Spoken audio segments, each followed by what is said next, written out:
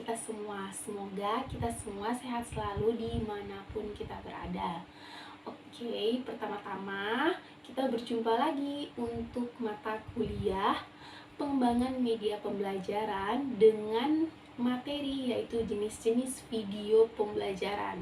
Hari ini kita belajar bagaimana sih cara membuat video pembelajaran itu dan apa saja jenis-jenis video pembelajaran. Oke, pertama-tama marilah kita berdoa menurut agama dan kepercayaan kita masing-masing. Berdoa dimulai. Oke, berdoa selesai. Nah, kan kita sudah pelajari nih banyak sekali jenis-jenis bahan ajar yang dapat digunakan dalam pembelajaran. Sekarang kita masuk ke topik yang lebih khusus, yaitu bagaimana jenis-jenis video pembelajaran. Terdapat beberapa jenis video pembelajaran yang umum digunakan dalam konteks perkuliahan. Berikut adalah beberapa di antaranya.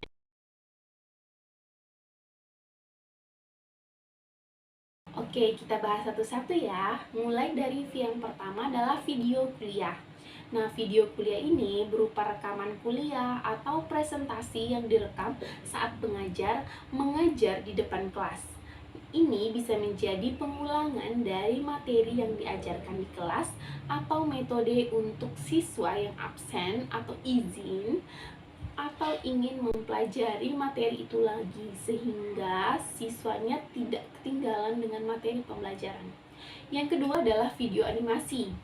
Nah, video animasi ini menggunakan animasi atau gambar bergerak untuk menjelaskan konsep-konsep yang kompleks atau abstrak. Ini bisa membantu dalam memvisualisasikan konsep-konsep sulit dan membuatnya lebih mudah dipahami. Yang ketiga adalah video tutorial. Video tutorial menyajikan langkah demi langkah dalam melakukan sesuatu seperti penggunaan perangkat lunak, praktikum laboratorium, atau keterampilan praktis lainnya. Di sini kalian dapat membuatkan video tutorial, apalagi untuk mahasiswa-mahasiswa yang lagi praktikum bisa memberikan edukasi kepada siswa-siswa juga bagaimana sih caranya untuk mengetahui adanya kandungan karbohidrat, protein, lemak, sehingga siswa dapat mempelajarinya melalui video tutorial yang kalian buat ya. Yang keempat adalah video demonstrasi. Video demonstrasi ini memperlihatkan proses atau langkah-langkah spesifik dalam melakukan sesuatu. Seringkali digunakan dalam mata pelajaran yang membutuhkan pemahaman praktik seperti ilmu sains atau MIPA dan ilmu teknik. Yang kelima adalah video kolaboratif. Nah, video kolaboratif ini memungkinkan untuk interaksi antara beberapa individu, baik dalam bentuk diskusi panel, debat, atau proyek kolaboratif yang akan direkam. Video interaktif mengizinkan penonton untuk berinteraksi dengan konten video, seringkali melalui pemilihan-pilihan atau penyesuaian jalur cerita berdasarkan tanggapan yang diberikan oleh penonton tersebut. Yang ketujuh adalah video terjemahan atau subtitle. Jadi, video terjemahan ini menerjemahkan atau memberikan subtitle pada video asli untuk memungkinkan aksesibilitas lebih luas bagi orang-orang dengan bahasa atau kebutuhan pendengaran yang berbeda. Contohnya, sekarang lagi zaman nih nontonnya drakor. Banyak sekali orang membuat video subtitle untuk film drakor tersebut. Yang kedelapan adalah video kasus atau studi. Nah, di sini video ini akan menampilkan kasus nyata atau studi kasus yang memperlihatkan penerapan teori atau konsep yang dipelajari dalam konteks kehidupan nyata. Yang kesembilan adalah video pemecahan masalah. Video pemecahan masalah menunjukkan proses pemecahan masalah dalam situasi yang kompleks atau kasus tertentu untuk membantu siswa memahami strategi dan langkah-langkah yang perlu dilakukan. Setiap jenis video pembelajaran ini akan memiliki keunggulan dan kelemahan tersendiri tergantung pada materi yang akan diajarkan. Jadi tidak semua materi bisa dibuat ke dalam video animasi misalkan. Jadi tergantung materinya. Misalkan materi keseimbangan kimia, itu mungkin bisa dianimasi, bisa ke dalam video tutorial, banyak sekali contohnya. Bahkan dalam satu materi pun bisa berbagai jenis video pembelajaran. Tergantung kalian ingin mengembangkan jenis video pembelajaran yang ingin kalian kembangkan atau kalian gunakan kepada siswa. Setiap jenis video pembelajaran memiliki keunggulan dan kelemahan tersendiri tergantung pada materi yang diajarkan, gaya pengajaran, dan preferensi pembelajar. Kombinasi berbagai jenis video ini dapat menciptakan pengalaman belajar yang lebih menyeluruh dan menarik bagi mahasiswa. Sekarang kalian penasaran kan, apa sih kelebihan dan kelemahan video pembelajaran itu? Oke, kita masuk ke slide berikutnya.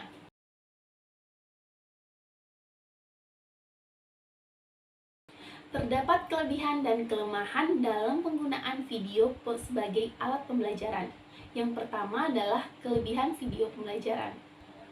Kelebihan yang pertama adalah visualisasi yang kuat, sehingga video memungkinkan konsep yang sulit dipahami dapat dijelaskan dengan lebih mudah melalui visualisasi yang kuat seperti grafik, animasi, dan demonstrasi. Yang kedua adalah aksesibilitas dan fleksibilitas. Siswa dapat mengakses video pembelajaran kapan saja dan di mana saja, memungkinkan pembelajaran mandiri dan sesuai dengan kebutuhan waktu masing-masing siswa itu sendiri. Yang ketiga adalah pembelajaran mandiri. Kelebihan yang ketiga mendorong pembelajaran mandiri dan dapat membantu siswa yang memiliki gaya belajar visual atau auditori yang kuat. Yang keempat adalah konten yang menarik. Dapat menjadi cara yang menarik untuk menyampaikan materi pembelajaran, menggabungkan elemen multimedia, musik, animasi, dan metode pengajaran yang kreatif. Yang kelima adalah dukungan rekaman. Membantu dalam merekam kuliah atau presentasi, memungkinkan siswa untuk mengulanginya dan memahami materi dengan lebih baik lagi. Selanjutnya kita bahas tentang kelemahan dari video pembelajaran. Berikut adalah kelemahan dari video pembelajaran.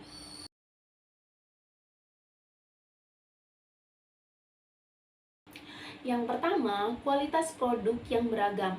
Kualitas produk video dapat bervariasi, mempengaruhi tingkat keterlibatan dan pemahaman siswa terhadap materi.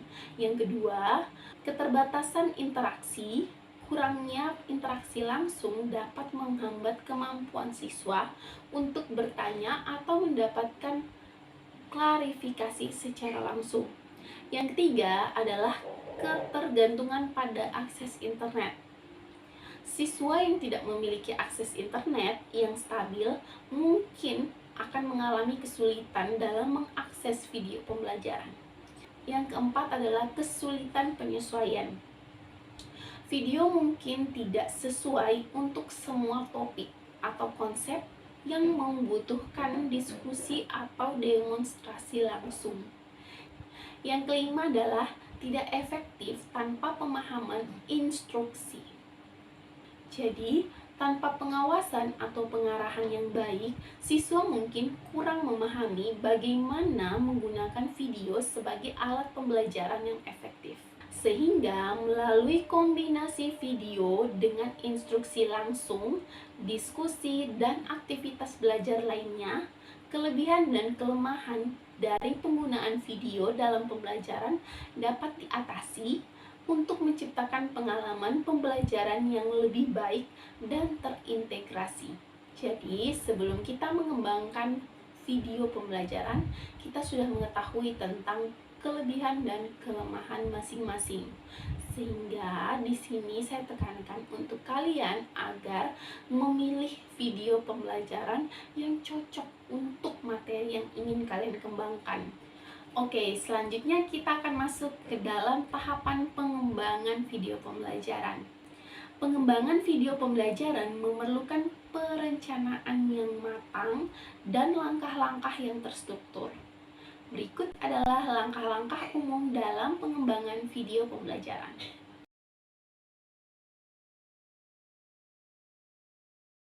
Nah, ada 4 tahapan penting penting yang perlu kalian tahu ketika mengembangkan video pembelajaran.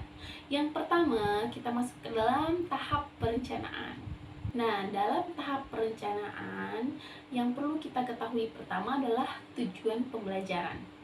Kita harus menentukan tujuan yang jelas untuk video tersebut. Apa yang ingin dicapai oleh siswa setelah menonton video yang kita kembangkan. Yang kedua adalah sasaran audiens. Kita perlu mengetahui siapa yang akan menonton video ini. Apakah mereka memiliki pengetahuan sebelumnya tentang topik ini? Yang ketiga adalah desain konten. Rencanakan struktur konten atau bagaimana materi ini akan disajikan. Misalnya, apakah menggunakan animasi, demo langsung, atau kombinasi keduanya, menggunakan animasi dan demo langsung. Yang keempat adalah skrip atau outline. Buat skrip atau outline yang rinci tentang apa yang akan disampaikan dalam video ini. Hal ini dapat membantu memastikan pengembangan video berjalan sesuai dengan rencananya. Jadi, storyline itu perlu sekali dalam namanya pengembangan video. Bagaimana alur ceritanya, apa yang mau kalian masukkan, animasi seperti apa, waktunya kapan, jedanya berapa detik, itu sangat-sangat perlu diperhatikan. Yang kedua adalah tahap produksi. Dalam tahap ini, yang perlu sekali kita ketahui pertama adalah proses perekaman. Lakukan proses rekaman video dengan kualitas yang baik. Pastikan cahaya, suara, dan pengaturan teknis lainnya mendukung kualitas video yang optimal.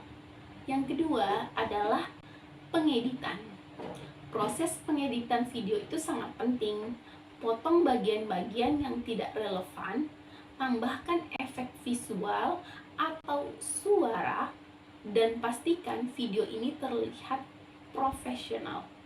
Sehingga proses pengeditan video ini sangat penting dilakukan sebelum video ini kita hasilkan. Yang ketiga adalah pengayaan konten. Tambahkan elemen tambahan seperti teks, grafik, animasi, atau ilustrasi untuk memperjelas konsep yang sangat sulit dipahami sehingga tidak terjadi miskomunikasi antara siswa dan guru. Selanjutnya adalah tahap evaluasi. Oke, dalam tahap evaluasi yang perlu kita ketahui pertama adalah tahap uji coba. Sebelum meluncurkan ke seluruh audiens, uji video pada sekelompok kecil orang untuk mendapatkan umpan balik dan melihat respon mereka terhadap video yang telah kita kembangkan ini sangat perlu dilakukan. Yang kedua adalah evaluasi kualitas. Pastikan kualitas video secara teknis dan konten memenuhi standar yang diharapkan. Selanjutnya adalah tahapan implementasi. Nah, di tahapan ini yang perlu kita ketahui pertama adalah proses distribusi dan publikasi. Tentukan platform atau saluran distribusi yang tepat untuk menjangkau audiens target peserta didik yang kita inginkan. Publikasi ini bisa melalui portal pembelajaran online seperti YouTube atau platform lainnya. Yang kedua, evaluasi dan pembaruan. Terus evaluasi kinerja video, tinjau umpan balik dari siswa, dan lakukan pembaruan jika diperlukan untuk meningkatkan kualitas atau memperbaiki kekurangan pada video yang telah kita kembangkan. Tips tambahan lainnya adalah 1. Kualitas audio dan visual. Pastikan audio dan visual dalam video memiliki kualitas yang baik untuk menjaga minat dan pemahaman siswa. Yang kedua, kesesuaian dan durasi. Pertimbangkan durasi video yang tepat agar tidak terlalu panjang dan membuat siswa kehilangan fokus. Kadang ada siswa yang hanya tertarik di bagian pertama, yang selanjutnya dia sudah tidak tertarik lagi. Makanya kenapa video yang kita buat tidak boleh terlalu panjang dan harus membuat siswa itu tertarik mulai dari awal video sampai akhir video, agar siswa tidak kehilangan fokus dalam pembelajaran. Yang ketiga adalah kreativitas. Gunakan kreativitas dalam penyampaian video agar lebih menarik dan mudah dipahami oleh peserta didik. Nah, pengembangan video pembelajaran membutuhkan waktu dan dedikasi. Penting untuk melakukan fokus pada pesan yang ingin disampaikan dan bagaimana cara terbaik untuk menyalurkannya kepada audiens Anda. Nah, sekarang saya akan memberikan contoh bagaimana mengembangkan video pembelajaran animasi melalui aplikasi Powtoon. Oke, sekarang kita masuk di cara pembuatan video pembelajaran. Kita buka terlebih dahulu website Powtoon-nya. Nah, kalau bagi yang tidak punya akun, kalian bisa langsung klik sign up untuk daftar akunnya, dan yang bagi yang sudah punya akun bisa langsung login ke akunnya masing-masing. Nah, di Powtoon ini banyak sekali template-template yang bisa kalian gunakan buat video pembelajaran. Dari ini ada yang untuk akun pro bagi yang sudah berlangganan, dan untuk yang lain bisa kalian menggunakan akun yang free. Nah, kalau kalian mau desain sendiri, kalian tinggal klik create untuk mendesain akun, mendesain video pembelajaran yang akan kalian buat. Ini ada juga yang template pakai education.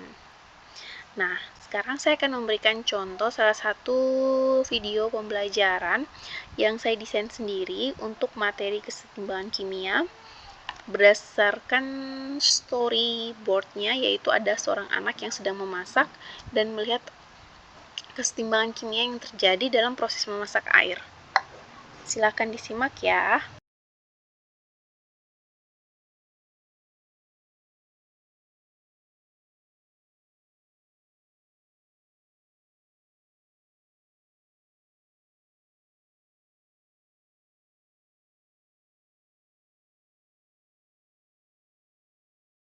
Nah, ini adalah video yang saya tampilkan di LKPD siswa.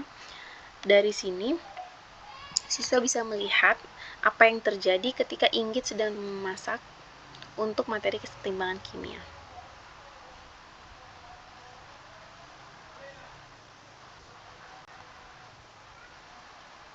Sudah.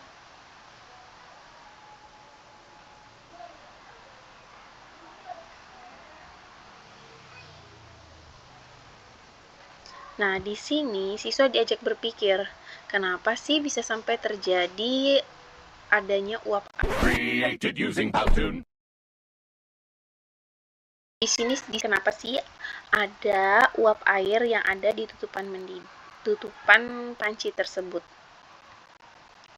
Nah, di sini bisa kalian pilih juga template-template yang ada, dan kalian tinggal cari, ada yang pro, ada yang free.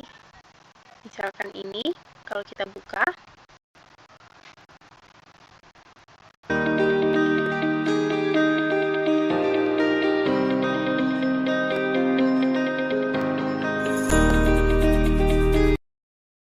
nah dari template ini kita tinggal mengedit saja.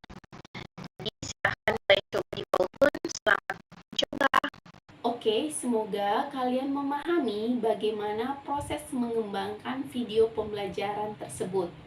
Semoga kalian suka dan tentukan video pembelajaran apa yang ingin kalian kembangkan. Sekian dari saya, mohon maaf apabila saya ada salah kata.